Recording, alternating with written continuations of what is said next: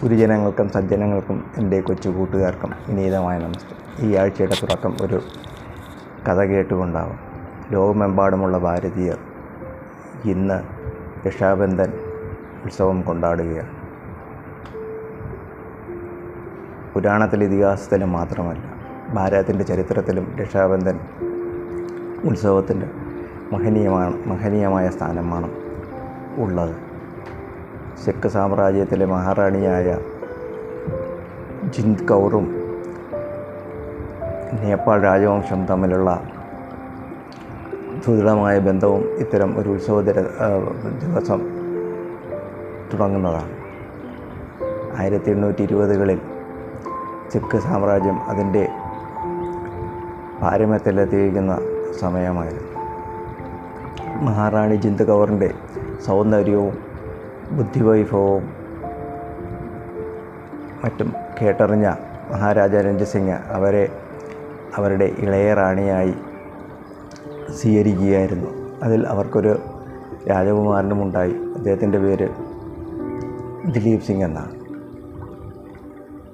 ഈ കാലഘട്ടത്തിൽ തന്നെ ബ്രിട്ടീഷ് ഈസ്റ്റ് ഇന്ത്യ കമ്പനി അഖണ്ഡ ഭാരതത്തിൻ്റെ 80% ഭൂപ്രദേശങ്ങളിലും യുദ്ധം ചെയ്തോ ചതിവിലൂടെയോ കള്ളത്തത്തിലൂടെയോ ഭീഷണിയിലൂടെയോ എല്ലാം സ്വന്തമാക്കി കഴിഞ്ഞിരുന്നു.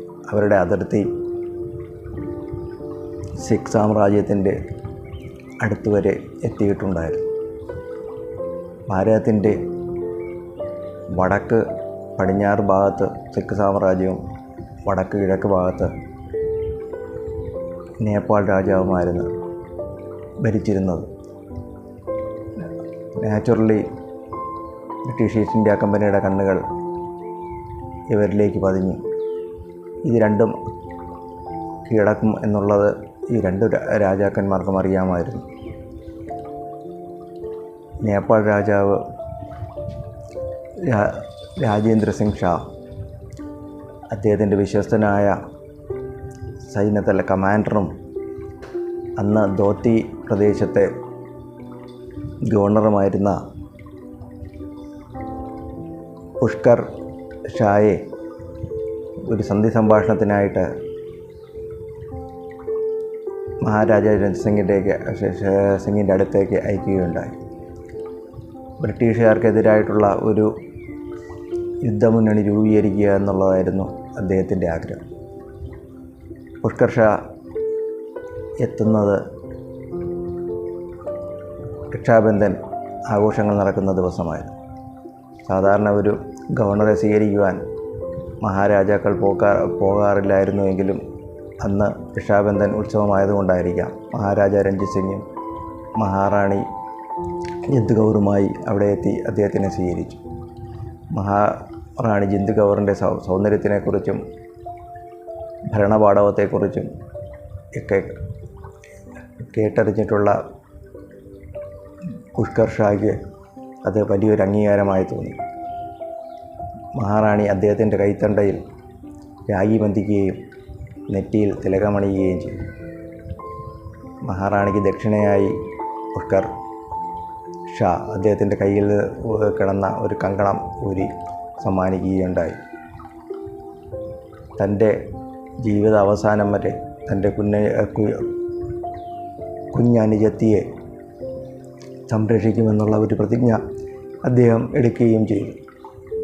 തുടർന്ന് സന്ധി സംഭാഷണങ്ങളൊക്കെ നടന്നെങ്കിലും ആകസ്മികമായി മഹാരാജാ രഞ്ജിത് സിംഗ് മരണപ്പെടുകയാണ് ഉണ്ടായത്. തുടർന്നുണ്ടായ അന്തർചിത്രങ്ങൾ, അധികാരത്തിന് വേണ്ടിയുള്ള അന്തർചിത്രങ്ങൾ പാർത്തിരിക്കുകയായിരുന്നു ഈസ്റ്റ് ഇന്ത്യ കമ്പനി. എന്നാലും തൻ്റെ ഭരണപാടവത്തിലും നേതൃത്വത്തിലുമെല്ലാം വിശ്വാസമുണ്ടായിരുന്ന അവിടുത്തെ കമാൻഡർമാരും മറ്റ് വാസിയർമാരും മറ്റുള്ള ഉദ്യോഗസ്ഥരും ജനങ്ങളുമെല്ലാം ബാലനായ ദിലീപ് സിംഗിനെ രാജാവായി അവരോധിക്കുകയും മഹാറാണി ജിന്ദ് കൗറിനെ റീജൻ്റായി ഭരണത്തിൽ തുടരുവാൻ അനുവദിക്കുകയും ചെയ്തു. ഇത് ബ്രിട്ടീഷ് ഈസ്റ്റ് ഇന്ത്യ കമ്പനിക്കൊട്ടും പിടിച്ചില്ല. അവർ കൂടുതൽ സിഖ് സാമ്രാജ്യം ശക്തി പ്രാപിക്കും എന്ന് മനസ്സിലാക്കുകയും അതിനകത്ത് ഭരണകാര്യങ്ങളിൽ ഇടപെടുകയും മഹാറാണിക്ക് ബുദ്ധിമുട്ടുകളുണ്ടാക്കുകയും ചെയ്തുകൊണ്ടിരുന്നു. അങ്ങനെ മഹാറാണി ജിന്ദ് കൗറും ബ്രിട്ടീഷ് ഈസ്റ്റ് ഇന്ത്യ കമ്പനിയുമായി യുദ്ധത്തിലേർപ്പെട്ടു. ജിന്ദ് കൗർ പരാജയപ്പെടുകയും അവരെ ഈസ്റ്റ് ഇന്ത്യ കമ്പനി ബന്ധനസ്ഥയാക്കി ഷേഖ്പുര കോട്ടയിൽ താമസിപ്പിക്കുകയും ചെയ്തു.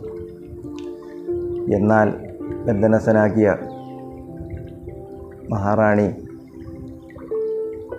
വളരെ ശക്തയാണ് എന്നുള്ള തിരിച്ചറിവ് വന്ന ബ്രിട്ടീഷുകാർ വളരെ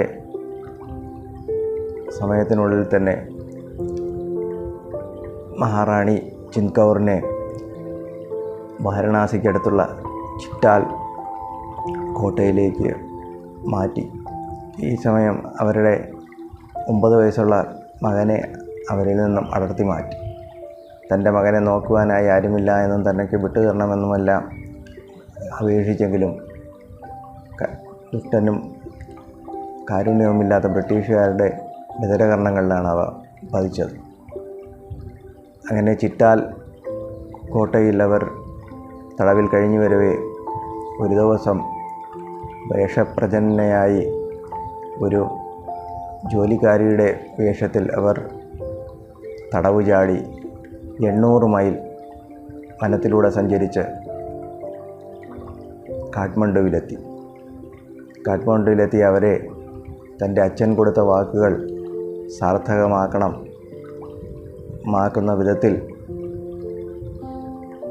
പുഷ്കർ ഷായുടെ മകൻ അമർ വിക്രം ഷാ അവർക്ക് അഭയം നൽകി.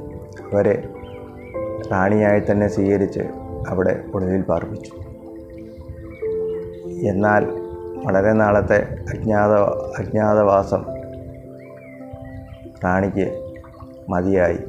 അവർ പുറത്തു വരുവാൻ തീരുമാനിച്ചു. ഈ വിവരം നേപ്പാൾ രാജാവ് അറിയുകയും അവർക്ക് വേണ്ടി പ്രത്യേകം ഒരു മാളിക പണിത്,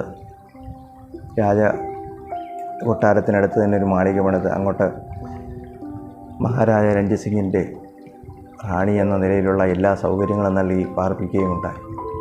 ഇത് ബ്രിട്ടീഷുകാർക്കൊട്ടും സ്വീകാര്യമായിരുന്നില്ല.